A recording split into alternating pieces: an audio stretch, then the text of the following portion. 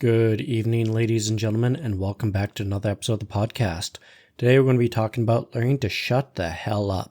So without further ado, let's hop right in. Welcome to the podcast. I'm your host and executive coach, Adam Melnick. With over a decade of experience in mental health, leadership, and coaching, I aim to help you understand leadership through a mental health lens. So let's sit back, relax, and have a chat. In an earlier podcast episode, we talked a lot about public speaking.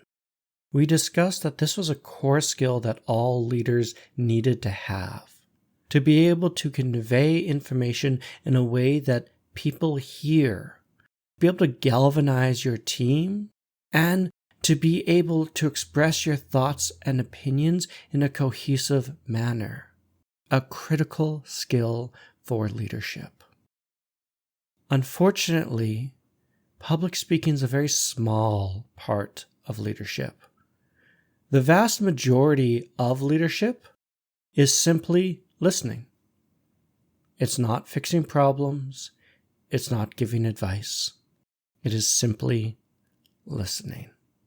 And what I see with many individuals when they get into leadership is when they start rising through the ranks, they forget that their job is just to shut the hell up and listen. And they tend to go on big, long-winded rants or explanations and dig themselves a grave that they can't get out of. They forget the fine art of learning to shut the hell up. And it can be rather disheartening when I watch leaders talk ad nauseum about a problem or issue when honestly they just need to stop and listen. This is a conversation we've had sprinkled throughout this entire podcast, but now we're going to really hammer home the importance of learning when to shut the hell up. The first thing to always remember is less will always be more. Less is more. When we are saying anything, we want to use as few words as possible to convey what we want to convey. It creates meaning and allows our people to listen. But that also creates space for them to talk to us. See, when an individual presents a problem to us, we should not jump in and try to fix that problem. Our job is simply to listen and be a sounding board for that individual and help them figure out how to overcome their own problems. Our goal in leadership is to help foster the independence of our people and help them create the resources they need to overcome their own problems. If we are always solving our team members' problems, they're becoming over-reliant on us. And now we're not being a leader. Now we're being a manager. When people come to you and they give you a problem, stop and listen. That's all you have to do. Just listen. And if you sprinkle a few questions in there, 9 times out of 10, if you've done your job correctly, they will be able to sort out their problems before you even need to intervene. And this is particularly true when it comes to problems in the workplace. We talked about the drama triangle in an earlier podcast episode. But a brief refresher, the drama triangle states that there are 3 roles. There's abuser, there's victim, and then there's rescuer. Roles are either self-assigned, or people will assign those roles for you. What I see a lot of in leadership is they will be asked to take on the rescuer role. This is because leaders typically have the power to cast judgment or make someone's life easier or more miserable. And I've seen in the workplace where the abuser is abusing the victim, but they take it a little bit too far. And the abuser knows this, and they say, oh shit, I screwed up. And realizing that the victim will go to management around this, the abuser will go to management first and play the victim and say that the victim themselves was actually the abuser. If you don't have your thinking cap on, if you don't put your listening ears on, you may become complacent in the workplace bullying and harassment. You may accidentally encourage the toxic work environment. When an individual comes to you saying that there's a problem with another employee, you need to shut the hell up. We do not know if this is the abuser or if this is the victim. We need to listen, and we need to ask questions, and we need to be curious, and we need to hear the other side of the story.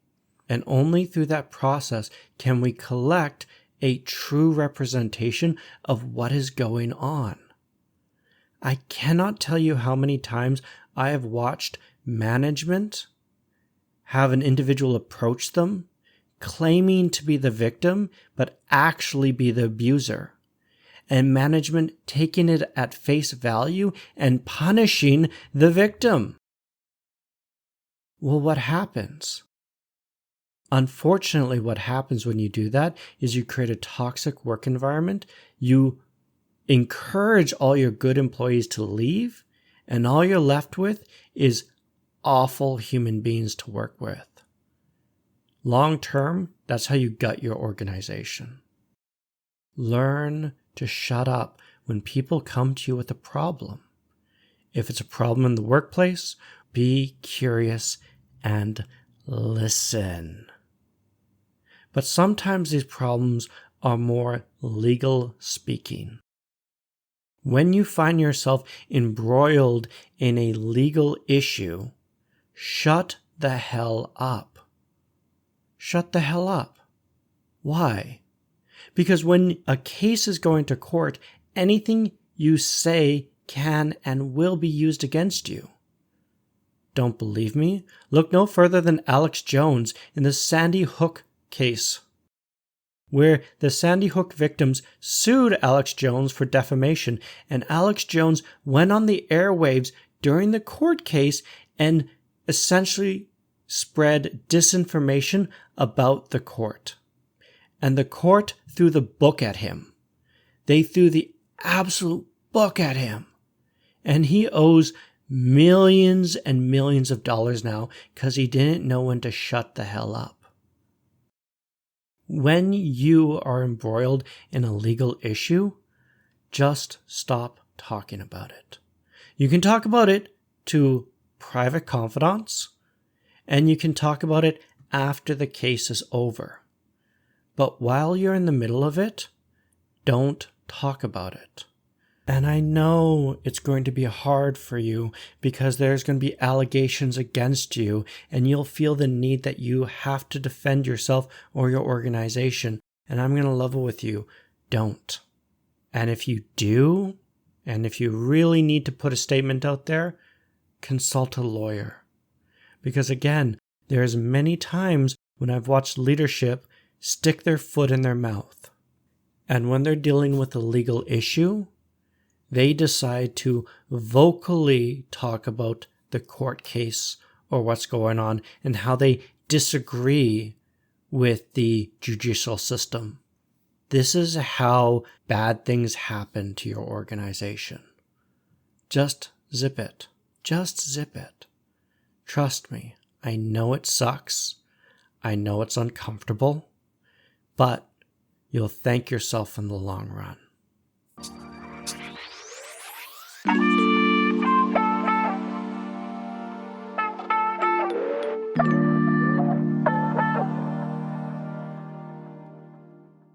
In terms of things that you really need to shut the hell up about, keep private your personal details and information.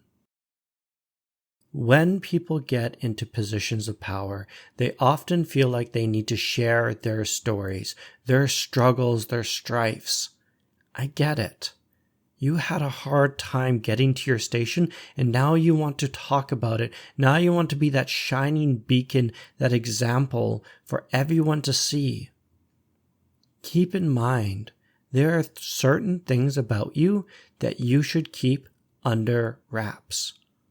There are things about myself that are going to follow me to my grave, and I will never tell a soul, and that's how it should be. There are things about you that you should not tell people. The reason for that is because people are lazy thinkers. The average person doesn't have the critical thinking skills nor the self-awareness to understand their biases or change their opinions. And so an example of this is, let's say you have a disability, some disability, pick whatever you'd like, and you start talking about that disability.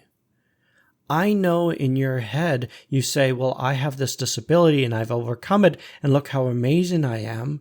But to other people, what they do is they label you, they stereotype you with their biases, and they don't have the critical thinking or the cognitive flexibility to understand that you are more than just your disability. And this can cause you unbelievable amounts of suffering. Some things you should just keep private. This is why I always encourage leaders when they're getting out into the world and they're starting to network and do public speaking and really talk about their story, to think long and hard about what they are willing to share and what they are not willing to share. We don't need anything coming back to bite you in the butt down the road. If you're a staunch Christian and you're talking about your faith in avid detail, be aware that some doors may close to you and you have to be okay with that. If you are, by all means, share that information. But if you're not willing to go down that road, if you're not willing to suffer for what that means, keep it under wraps. Again, people are lazy thinkers. They don't think like you and I. They come up to quick, snap decisions and judgments based on biases and logical fallacies. They label people. And we want to avoid labeling ourselves and putting us into a box. Be aware, people don't need to know every little facet about you. Just shut up about certain things. Moving from there into topics that we simply don't talk about. We don't talk about 3 important topics: politics, money, and religion. You keep your lips sealed and zipped around these 3 conversational topics. Why? Wars have been fought over all 3 of these topics. If you would like to make a rope salesman, nothing will create a rope salesman faster than talking about these 3 topics when you just met somebody. You may discuss politics, money, and religion with someone that you know quite well and you have an established rapport with, but you cannot talk to someone that you just met about these topics. People are lazy thinkers, guys. They judge. They use their biases to put people into boxes. They don't have critical thinking skills. And you yourself, when you are talking about these subjects, could unintentionally be putting them in a box and having your biases come out. And ultimately, you could potentially make a rope salesman out of them. An example of this is I knew a doctor who is a Mormon. He loved talking about his faith, and there's nothing wrong with that. But he would often go around to the other employees and ask what were their religions. What did they believe? And he would do this to new employees. This was quite a turnoff for these employees because, again, to them, this was something private. They didn't want to share it, but they felt obligated to share it because this was a doctor and he was in a position of power. And this doctor felt the need to chastise them when it was a religion that he didn't deem appropriate. And he would start to try to almost convert his team members. Oh no. What this doctor didn't realize was he was laying the foundations to be screwed over royally. See, his team members, not liking being questioned and interrogated and then told that they were wrong, they got together and they filed a complaint with upper management. And the doctor didn't have a leg to stand on. And when he went to go find the support of his colleagues, guess what? He had pissed them off too with his religious talk. And they were all rope salesmen. He bought so much rope and he never even saw it coming. Don't do it. Keep this stuff under wraps. When you talk about money and how much money you have, I know you think that this is a mark of great accomplishment, but to others you come across as egotistical. You come across as bragging. They will resent you for it. Just leave it alone. Politics.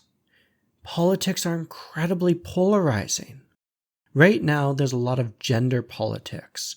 It never needed to get this political, and yet it has.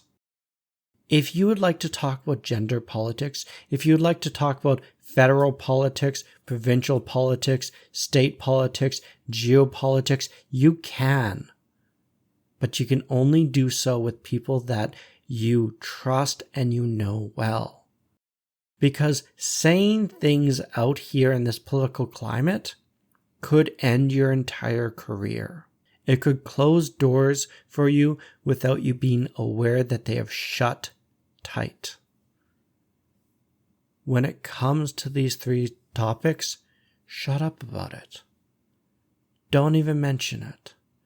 When others bring it up, smile and nod and ask questions and let them talk about it, but don't say anything about your own personal views or what you think on these issues. Because again, nothing will make rope salesmen faster than talking about your political beliefs, how much money you make or how much money that your team members make, or your religious beliefs or even their religious beliefs. People are lazy thinkers, guys. I'm going to repeat this as many times as we need to. They create snap decisions and they do not have the self-awareness needed to understand that somebody is something more than just their labels. And lastly, when we're talking to other people, stay away from their relationships. Do not make comment on their personal love life, their close relationships, their friendships. Leave it alone. There's a very good reason for this. One, you are not aware of what those relationships are like. When a team member or somebody starts telling you about their wife and or husband, their best friends or their friends, they're offering you a window into their life. And that window might be skewed. What do I mean by that? There's been many times that I've listened to my colleagues talk about their husbands and their wives, but they only tell me the bad stuff that is going on. They never tell me the good stuff. Because of this, my view on their relationship is skewed. It's warped. I never see the good times. I only ever see the bad times. And the problem being is that when you have a warped view of someone's relationship, and they ask you for advice, you are then going to give advice that is incorrect or simply wrong. When you give advice, you are taking responsibility for what's going to happen next. The fastest way to make an enemy is to give somebody incorrect advice about their relationship. An example of this is I knew a girl, we'll call her Lindsay, and she was dating a man. And this man was treating her actually phenomenally well. But Lindsay's friends decided that he was no good for her and helped counsel and advise her to break up with this man, and she ultimately did. She would later come to regret that decision years later. And you know who she blamed for that decision? She blamed herself and her friends. She cut every single one of her friends out of her life because they gave her bad advice. Do not screw around with somebody's relationships. Do not screw around with someone's marriage. Do not screw around with their best friends. Leave it all alone. Listen, help them understand their relationships, and help them come to their own conclusions. But if we stick our nose in there and we start mucking around with that relationship, we are going to create enemies that, honestly, the repercussions you cannot fathom or imagine. We are talking life and death repercussions. Do not get into somebody's relationships. I know it's tempting and you really want to, but stay out of it, especially if you're in a leadership position. Because again, you're going to leave yourself wide open and vulnerable for when that relationship goes south, for taking all the blame. And you could find your career in danger. Simply don't do it. So to come back a little bit, today we talked a lot about learning to shut the hell up, which is all about listening first. We're fabulous talkers as leaders. We need to listen first.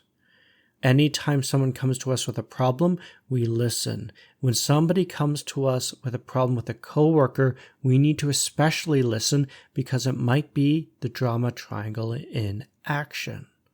When there's legal issues or legal complications, we need to shut the hell up because, again, we can make our lives miserable if we start speaking up while those issues haven't been resolved. Anything we say can and will be used against us, like Alex Jones. When it comes to your personal story, learn what you're willing to share and what you're not willing to share. There's many aspects of your life you should learn to shut the hell up about. People are lazy thinkers. They come with snap decision, cognitive biases, and judgments. And you may think that this is a story about personal triumph, when in reality, you're putting yourself in a box and you're going to close more doors than you are opening. Be aware of what you want to talk about when it comes to your own personal life. And when talking with others, stay away from politics, money, and religion. Wars have been fought over all three of these topics. These are not topics to weigh in lightly, and should only ever discuss them with individuals that you know and have existing rapport with. The last one is, do not stick your nose in other people's relationships. That will never end well, and if you give the wrong advice or you give the wrong counsel, you will be to blame. The consequences for that can be dire. With that, we'll wrap up today's episode. Next time, we're going to be talking about a strength-based approach. I hope you enjoyed this episode, and I'll see you in the next one. Cheers. If you've enjoyed this podcast, please subscribe, give it a like, and share it with a friend. And if you're ready to take the next leap and improve your leadership skills, head over to www.seedingthelead.com and book your free coaching session today.